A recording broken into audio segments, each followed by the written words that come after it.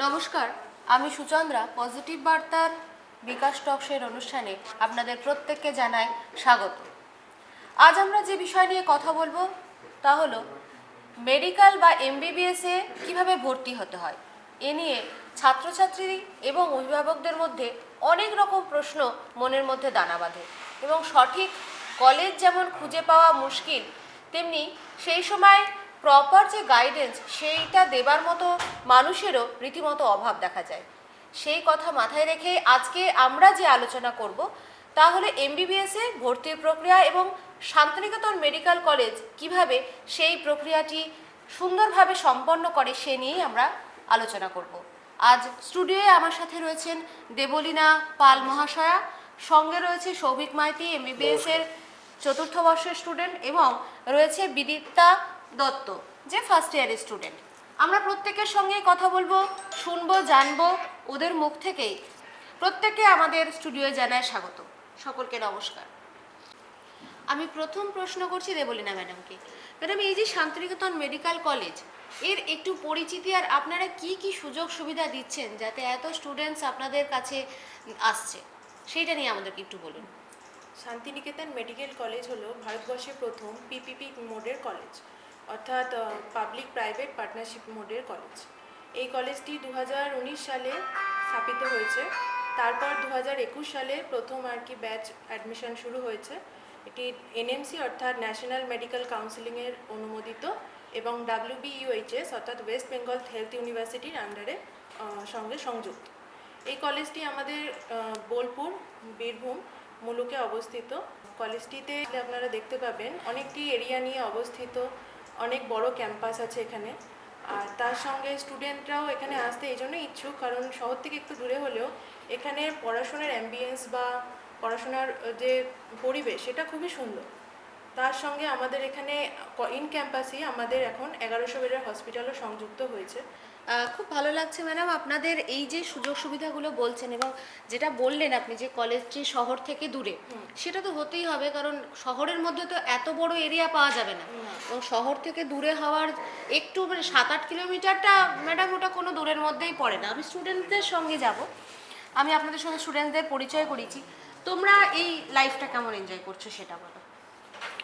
Live বলতে ma'am দেখুন, আমরা ফার্স্ট ব্যাচ এই কলেজের, তো ফার্স্ট ব্যাচ হওয়ার কারণে আমরা এই কলেজটাকে প্রথম দিন থেকে 2021 সালে আমাদের যে নিটটা হয়েছিল, সেই নিটটা পোস্টপন্ড হওয়ার পর কাউন্সিলিং আমরা 22 সাল থেকে এই কলেজে পড়াশোনা করছি। তো সেই সময় থেকে ধীরে ধীরে এই কলেজটার বিভিন্নভাবে পরিবর্তন এবং রূপান্তর আমরা দেখেছি। প্রথমে তো আমরা একটা ব্যাচ প্রথমে এসেছিলাম, সেখানে আমাদের কয়েকজন ছিল, তারপরে একটার পর একটা করে ব্যাচ আজকে 4টে ব্যাচ আমাদের কলেজে আছে এবং সিনিয়র জুনিয়র সবাই মিলেমিশে আছে। যেহেতু ক্যাম্পাসটা এতটা বড়, তো প্রথম দিকে আমাদের এই দিকে অনেক কিছু জিনিসই আমরা পাইনি, কিন্তু এখন অনেক কিছুই ডেভেলপ করেছে আমাদের কলেজের বিভিন্ন জায়গায়। সেখানে আমাদের বিভিন্ন সাংস্কৃতিক প্রোগ্রাম আমরা বছরে একবার করে বড় আমাদের যে ফেস্ট হয় সেটা করি। তারপরে রবীন্দ্র জয়ন্তী, আমরা জানি সবাই যে বোলপুর রবীন্দ্রনাথ ঠাকুরের জায়গা, তো এখানে বড় করে আমরা রবীন্দ্র জয়ন্তী পালন করি। বিভিন্ন ছোটোখাটো আরও যা যা হয়, বিভিন্ন ডে অবজার্ভ করা, 26শে জানুয়ারি, 15ই আগস্ট, টিচার্স ডে, এইগুলো এখানকার স্টুডেন্টরা ধীরে ধীরে এখানে একটা সাংস্কৃতিক পরিমণ্ডল তৈরি করেছে সবাই মিলে, সেটা আমরা নিজেরাই তৈরি করেছি। আর তৎসহ এখানে যে জনবসতি এই কলেজকে কেন্দ্র করে সেটাও গড়ে উঠেছে। বিভিন্ন যে ট্রান্সপোর্ট সিস্টেম অনেকটা ডেভেলপ করেছে, এখানে যে বাস স্টেশনগুলো সেগুলো তৈরি হয়েছে, এবং প্রচুর, সত্যি কথা বলতে আমাদের কলেজ তৈরি হওয়ার পর এই সব জায়গায় প্রচুর করে ইন্ডাস্ট্রিয়াল ডেভেলপমেন্ট ঘটেছে। শহরে অনেক নতুন নতুন বড় বড় কোম্পানিরা তারা এখানে এসে খাবারের দোকান, স্টল, বা যেমন বিভিন্ন ধরনের যেই সব বড় শহরে যেগুলো পাওয়া যায়, যা যা ফেসিলিটিস হয়, সেগুলো সবই কিন্তু আমাদের বোলপুরে এখন অনেকটাই অ্যাভেলেবেল হয়েছে, যেটা প্রথম দিকে ছিল না। একটা ছোট পরিসরের মধ্যে সমস্ত বড় সিটির, মেট্রো সিটির যা ফ্যাসিলিটি মোটামুটি এখন হাতের মধ্যেই পেয়েছো, নাগালের মধ্যে। হ্যাঁ, মানে এখানে থাকতে গেলে, যেহেতু এখানে সমস্ত জায়গা থেকে স্টুডেন্টরা এসেছে, মানে আমাদের সাথে রাজস্থান থেকেও স্টুডেন্টরা আছে, মানে সাউথ ইন্ডিয়া বাদ দিয়ে বাকি নর্থ ইন্ডিয়া, ওয়েস্ট ইন্ডিয়া থেকে সব বিভিন্ন জায়গা থেকে, বিহার, ঝাড়খণ্ড তো আছেই, উড়িষ্যা, ত্রিপুরা, নর্থ ইস্টের কলেজগুলো, রাজ্যগুলো, সমস্ত জায়গা থেকে স্টুডেন্টরা আসছে। তো সবার একটা বিভিন্নভাবে কালচারাল একটা মিক্সিংও এখানে হয়েছে, এবং সেই সব জায়গা থেকে স্টুডেন্টদের তাদের যে রিকোয়ারমেন্ট, বিভিন্ন আগে এখানে খাবারের ডেলিভারি সিস্টেম ছিল না, কলেজটাও তৈরি হওয়ার পর বোলপুরে নিজস্ব ডেলিভারি সিস্টেম তৈরি হয়েছে।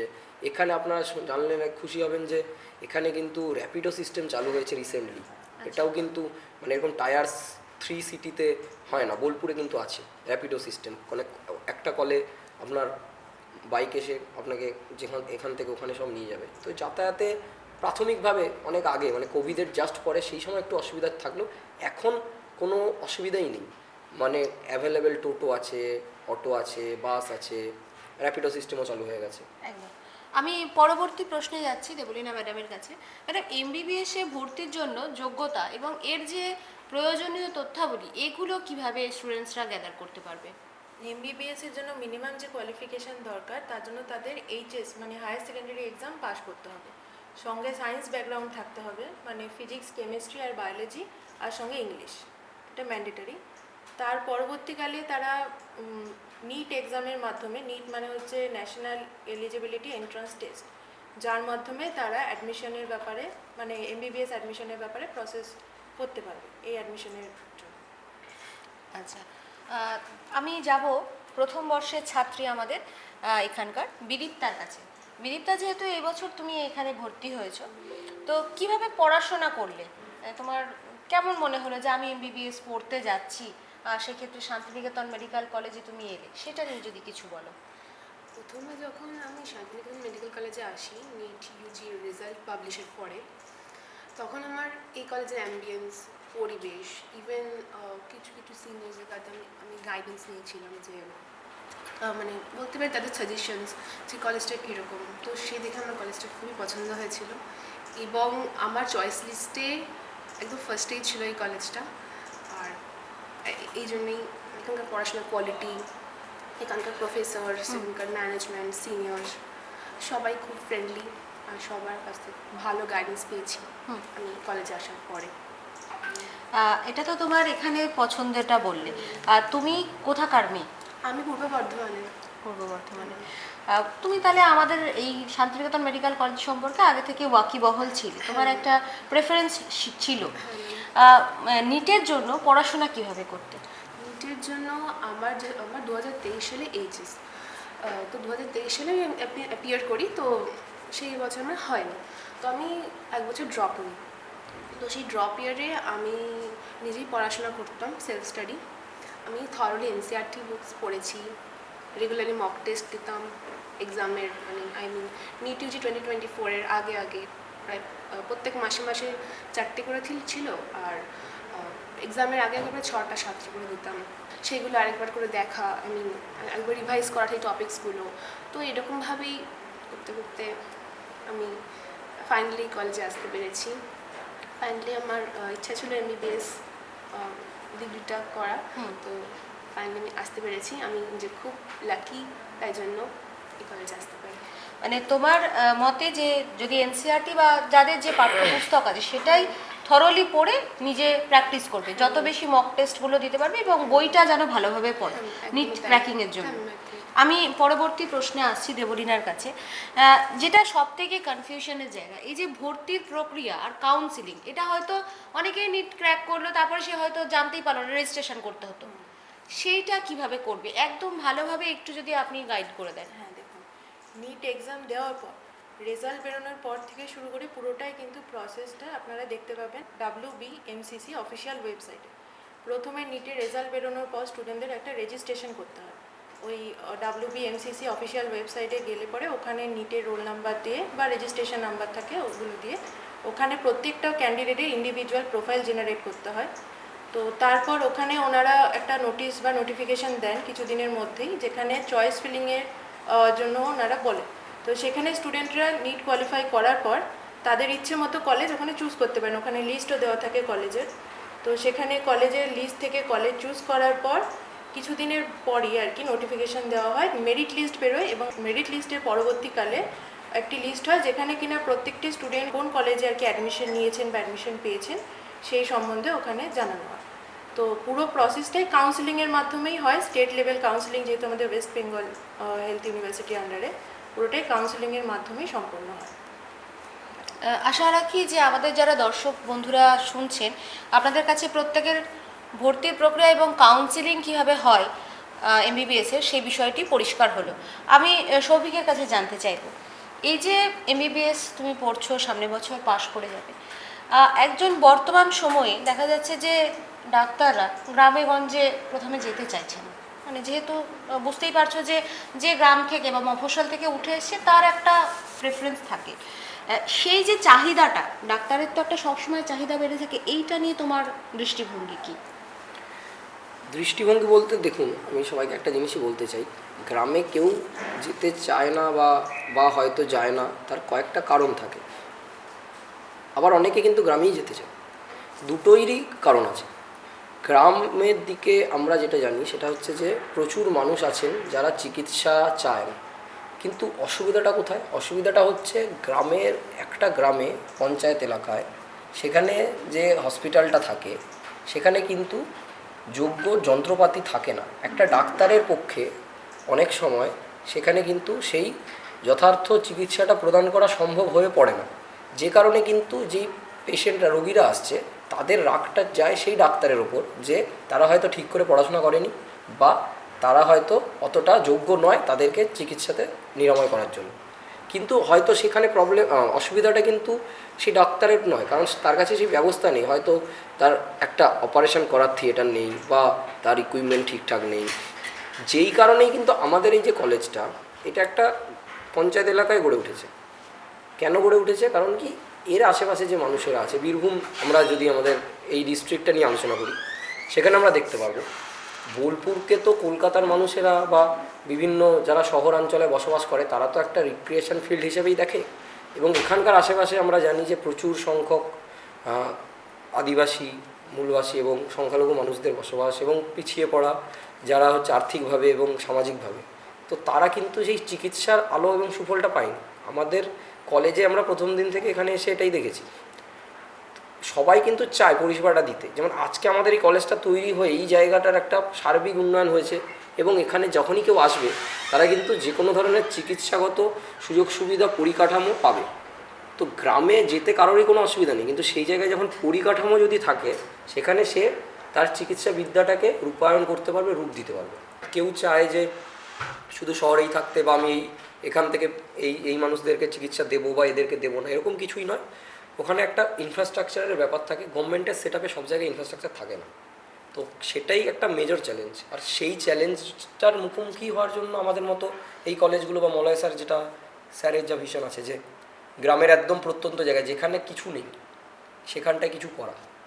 হ্যাঁ, একদমই তাই। এবং এই চিন্তাভাবনা থেকেই কিন্তু আজকে শান্তিনিকেতন মেডিকেল কলেজ বোলপুর শহর থেকে কিছুটা দূরে তৈরি করা হয়েছে, এবং বহু মানুষ এখানে কর্মসংস্থান যেরকম পেয়েছে তেমনি সুস্থ দেহ নিয়ে যাতে তারা বেঁচে থাকতে পারে, তারই আমাদের সকলের প্রচেষ্টা। ক্যাপিটালে যে স্বাস্থ্য ব্যবস্থাটা আছে, আমাদের উদ্দেশ্য হবে যে প্রত্যেকটা গ্রামেও সেই স্বাস্থ্য ব্যবস্থার সেই ইনফ্রাস্ট্রাকচারটাকে প্রোভাইড করা। সেই ইনফ্রাস্ট্রাকচার থাকলে স্বাভাবিকভাবেই ন্যাচারালি ডাক্তাররাও যদি ওখানে যান তবেই তারা চিকিৎসা করে সে কাউকে একটা সুস্থ করতে পারবেন, আর ওই লেভেল অফ ট্রিটমেন্টটা তারা পাবে। তা নাহলে ডাক্তারের একার পক্ষে সম্ভব না একটা পঞ্চায়েত এলাকায় গিয়ে সেই ধরনের ভালোই মানে স্ট্যান্ডার্ড একটা হেলথ সিস্টেমটাকে ডেভেলপ করা। আমি বিদীপ্তার কাছে যাচ্ছি। বিদীপ্তা, যেহেতু ফার্স্ট ইয়ারে তুমি পড়ছো, সেক্ষেত্রে এখানকার পঠন পাঠন কীরকম লাগছে তোমার? আমি তো ডিরেক্টলি স্কুল থেকে বলতে পারি 1 বছর গ্যাপ নিয়ে কলেজে এসেছি। তো স্কুলে যেমন টিচাররা ছিলেন ফ্রেন্ডলি, এখানকার প্রফেসররাও আরও ফ্রেন্ডলি। ওনাদের কাছে আমি কোনো ডাউট নিয়ে গেলে বা আমি যদি তাদের বলি যে এই টপিকটা আমি বুঝতে পারছি না, আরেকবার প্লিজ একটু এক্সপ্লেন করে দিন, তো ওনারা আমার সাথে সাথে না প্রত্যেকটা স্টুডেন্টের সাথে খুব ভালোভাবে কোঅপারেট করেন। প্রত্যেকটা প্র্যাকটিক্যাল ক্লাস, কারণ এই এমবিবিএসে থিওরির পাশাপাশি প্র্যাকটিক্যাল ক্লাসটা খুবই ইম্পর্টেন্ট। তো সেই প্র্যাকটিক্যালও প্রফেসর হাতে ধরে শিখিয়ে দেন, খুবই সুন্দর গাইড করেন। মানে আমার ফিলই হয় না যে আমি একটা কলেজে আছি, খুবই ভালো লাগে। মানে স্কুল, মেডিকেল স্কুল একদমই তাই। মেডিকেল স্কুল তো বলেই, মেডিকেল কলেজকে মেডিকেল স্কুলই বলে। ইউএসএ তে মেডিকেল স্কুল টার্মটাই প্রচলিত আছে। আমাদের দেশে স্কুল শব্দটা নেই, কিন্তু ও যেহেতু বলছে যে আমার ওরকমই ফিল হচ্ছে স্কুল থেকে আসার পরে, কলেজ ফিলিংসটাই নেই। ভালো লাগছে স্টুডেন্টসরা আমাদের এখানে রয়েছে এবং তাদের নিজেদের অভিব্যক্তি বলছে। আমি পরবর্তী প্রশ্ন দেবলীনা ম্যাডামের কাছে যাচ্ছি যে এই আসন সংখ্যা এবং সংরক্ষণ নীতি সেটা নিয়ে যদি একটু বিস্তারিত বলেন। আমাদের টোটাল এমবিবিএসের সিট ক্যাপাসিটি 150, যার মধ্যে বর্তমানে 50টা স্টেট কোটার এবং 100টা ম্যানেজমেন্ট কোটার সিট আছে।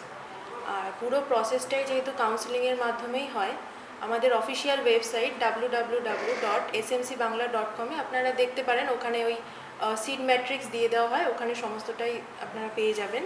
আর সংরক্ষণ নীতি বা সিট ক্যাপাসিটি যেগুলো আছে সমস্ত তথ্যই রাজ্য এবং কেন্দ্রীয় সরকারের মাধ্যমে পুরো ব্যাপারটা নির্ধারণ করা হয়। 50টা সিটের মধ্যেও ওই যা গভর্নমেন্টের রুলস আছে, মানে জেনারেলদের 40% সিট, 10% ইডব্লিউএস আর 22% এসসি সিট, এসটি সিট 7%।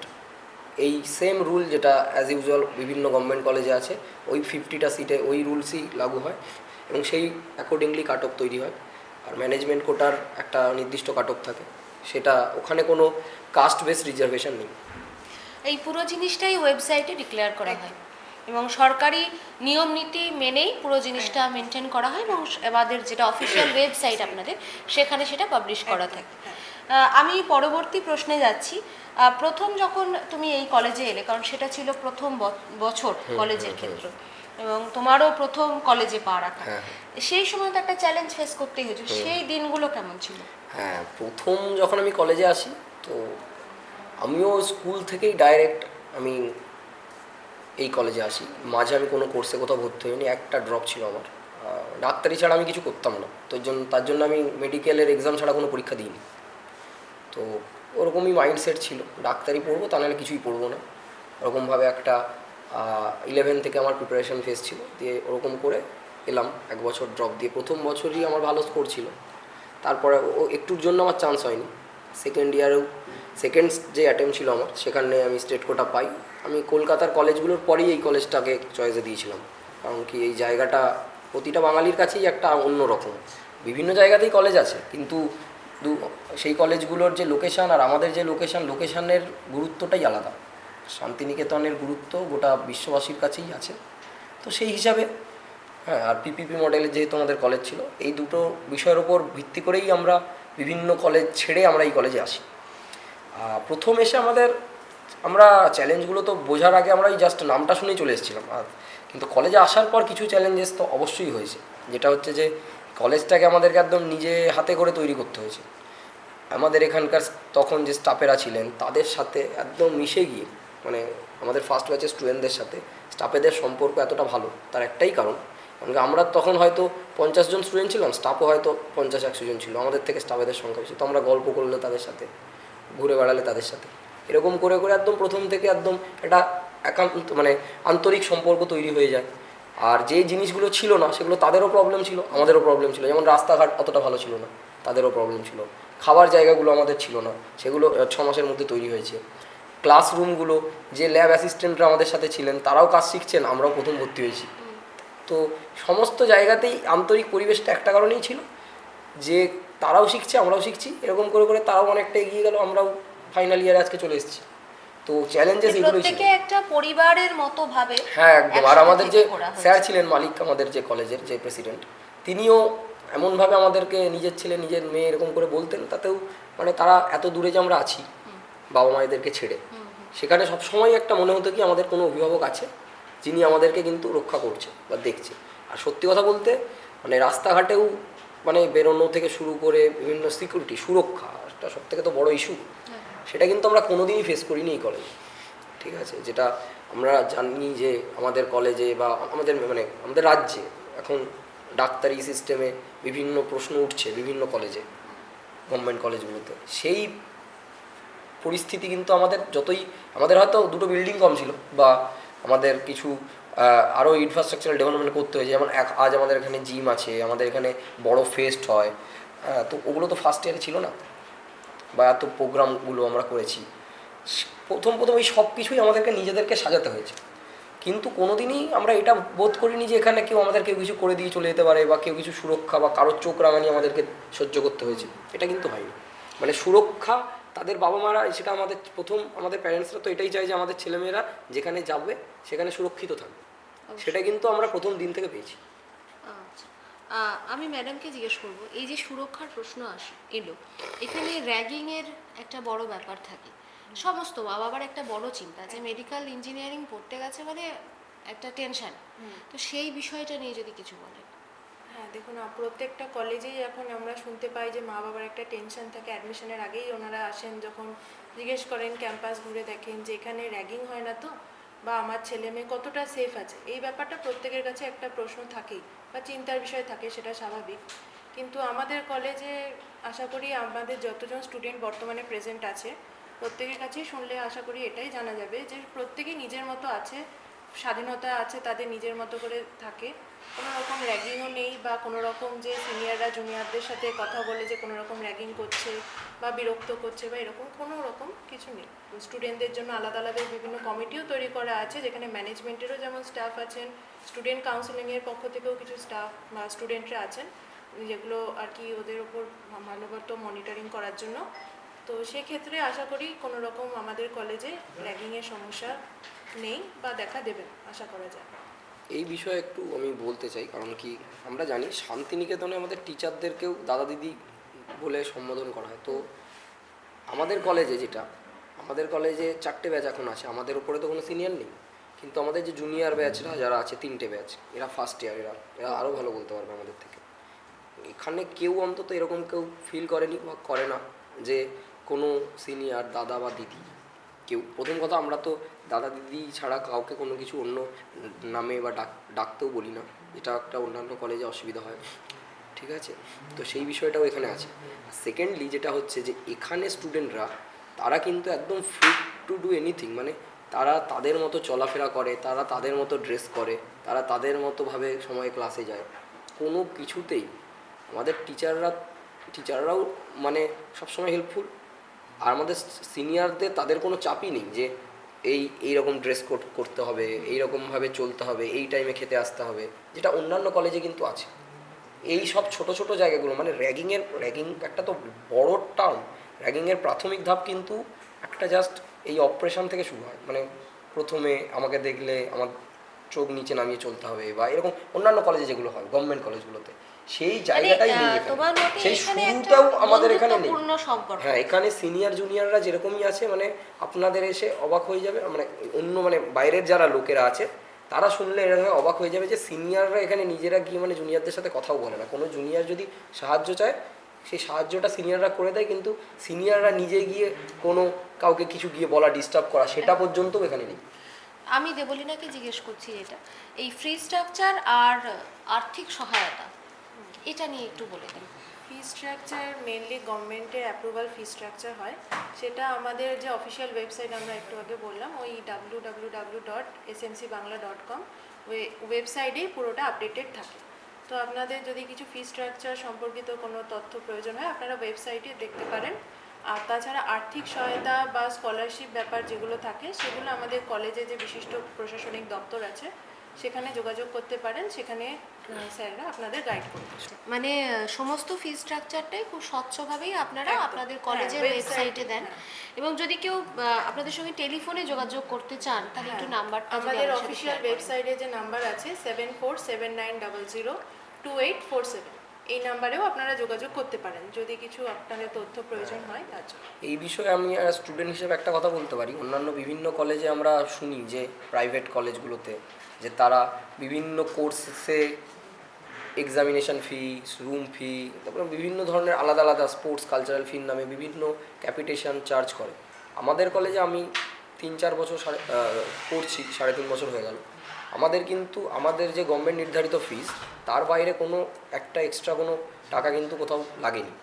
তো এটাও কিন্তু আমাদের কলেজের একটা পজিটিভ দিক, যেখানে কিন্তু আমাদের কাউকেই মানে ম্যানেজমেন্ট হোক, আমি স্টেট কোটার স্টুডেন্ট, ম্যানেজমেন্ট কোটার হোক বা স্টেট কোটা, যেটা ন্যায্য এখানে স্ট্রাকচার আছে সেটাই কিন্তু এখানে মেনটেন হয়। হিডেন কস্ট কিছু নেই। না, no hidden cost, no capitation fee, no management charge. এখানে যে চার্জটা ম্যানেজমেন্ট কোটারও যত টাকা আছে প্রতিটার ব্রেকিং হয়, স্পোর্টস কালচারাল ফিতেও একটা নির্দিষ্ট ব্রেকিং আছে, সমস্ত হোস্টেল ফিতে একটা ব্রেকিং আছে। সেইখানে যেটা এভিডেন্ট, যেটা রিটেন আছে, সেটাই ডকুমেন্টেড ফিসটাই সবাইকে পে করতে হয়। এটা জেনে খুব ভালো লাগছে যে অন্যান্য প্রাইভেট যে হ্যাঁ, কোনো এটা তো কলেজে একটা বড় সমস্যা, গোটা দেশের বড় সমস্যা। তো যেটা এখানের ওয়েবসাইটে যেটা প্রথম থেকে ডিক্লেয়ার করা হয় এবং যার সাথে যে সেটেলমেন্ট যেরকমভাবে করা হয়েছে সেটাই পুরোপুরি ফলো করা হয় এবং সেটা পুরোটাই ওয়েবসাইটে ডিক্লেয়ার থাকে। আমি পরবর্তী প্রশ্নে আসছি, এই যে শিক্ষাগত পরিবেশ এবং সুযোগ সুবিধা যেটা ছাত্রছাত্রীরা বললেন, আমি আপনাদের মুখ থেকে একটু শুনবো।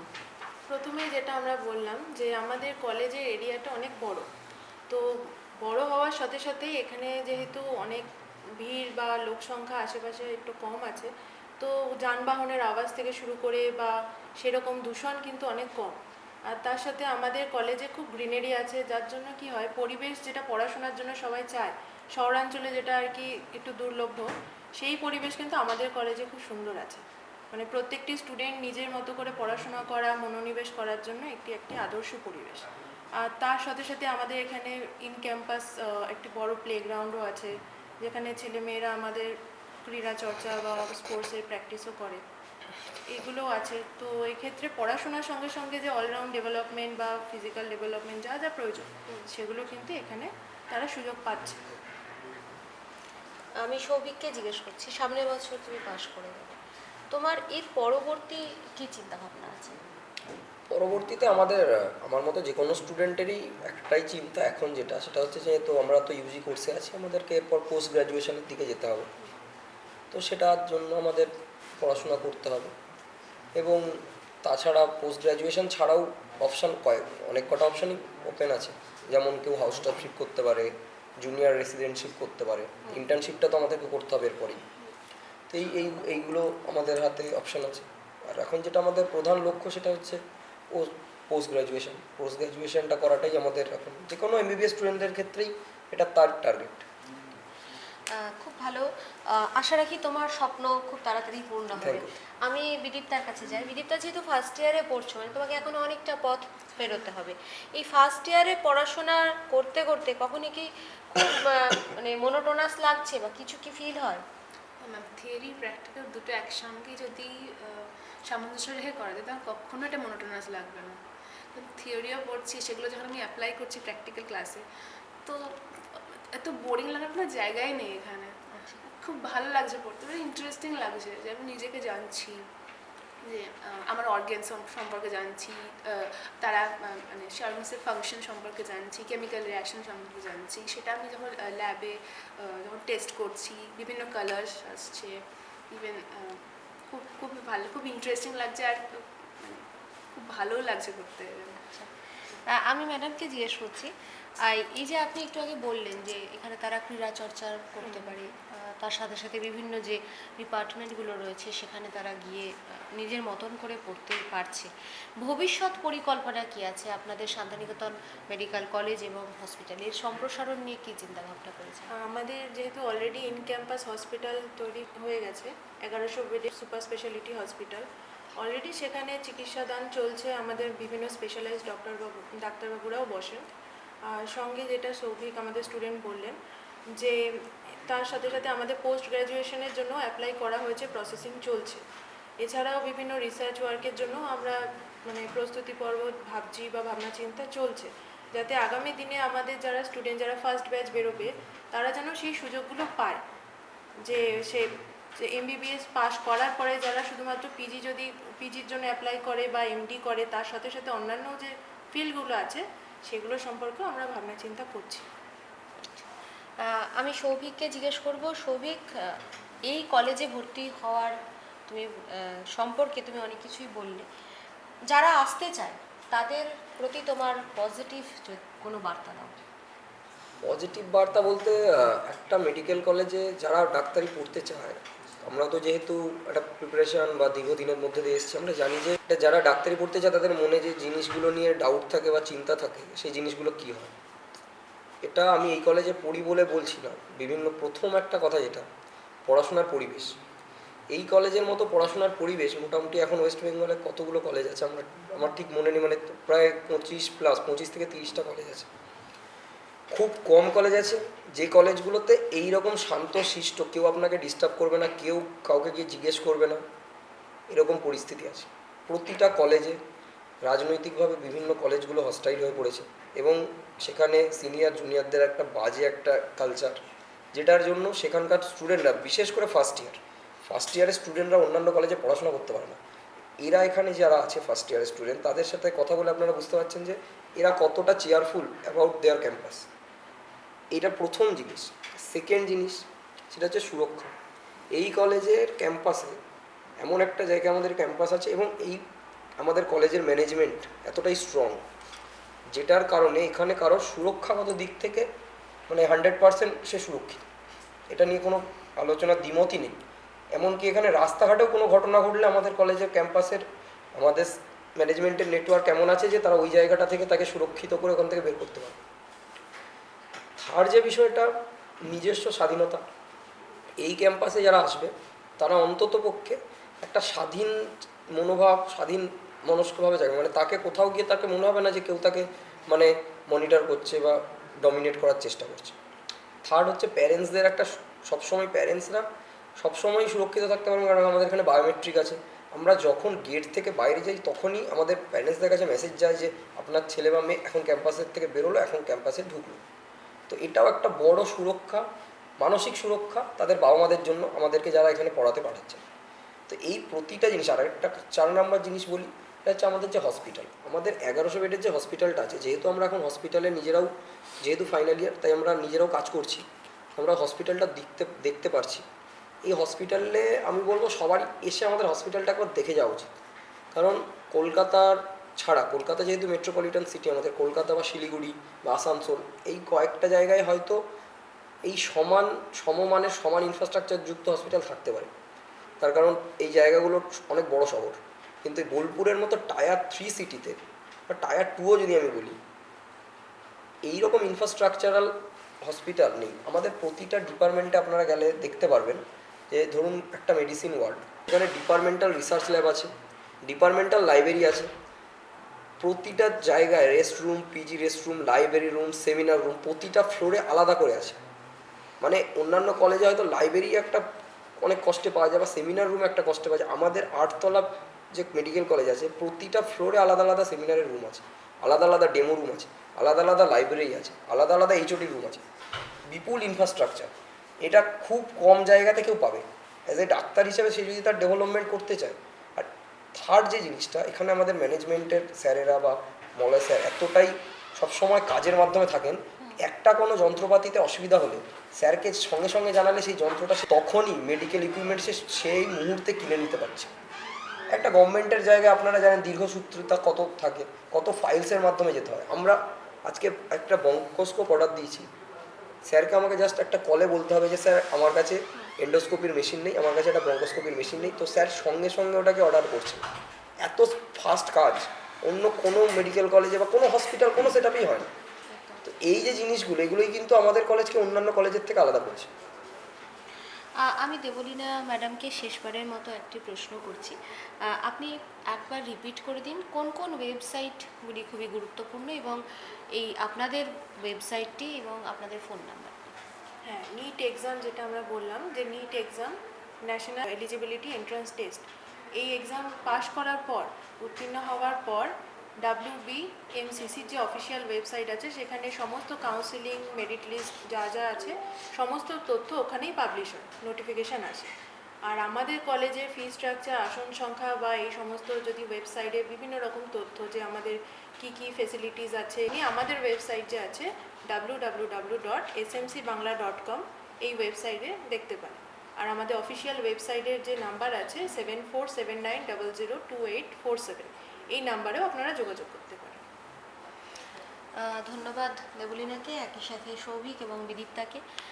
সৌভিক এবং বিদীপ্তার জন্য রইল পজিটিভ বার্তায় পুরো টিমের পক্ষ থেকে আগামী দিনের শুভেচ্ছা। ম্যাডামকে আরও কলেজ যাতে আরও সমৃদ্ধ হয়ে ওঠে তার শুভেচ্ছা। সকলে ভালো থাকবেন। আমাদের আজকের এই অনুষ্ঠান এখানেই শেষ করছি। নমস্কার।